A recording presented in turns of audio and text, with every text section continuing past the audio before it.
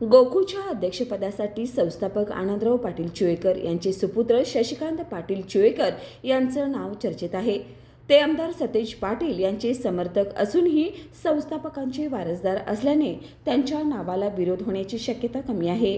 सध्या अध्यक्ष अरुण डोंगळे यांनी मुख्यमंत्री व उपमुख्यमंत्र्यांचा निरोप आल्यानंतरच राजीनामा देऊ अशी भूमिका घेतली आहे। दरम्यान मंत्री हसन मुश्रीफ यांनी उद्या मुख्यमंत्री देवेंद्र फडणवीस आणि उपमुख्यमंत्री एकनाथ शिंदे यांना भेटून नवा अध्यक्ष ठरवण्याचे संकेत दिलेत।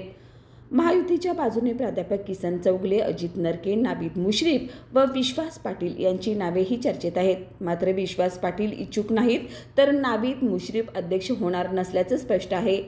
तर बाबासाहेब चौगले यांनाही पुढील टर्ममध्ये संधी दिली जाऊ शकते। स्थानिक नेत्यांमध्ये एकजूट असल्याने डोंगळे यांनी राजीनामा दिला नाही तर त्यांच्या विरोधात अविश्वास ठराव आणण्याची शक्यता आहे। त्यामुळे 2 दिवसात राजीनामा होण्याची शक्यता वर्तवली जात आहे।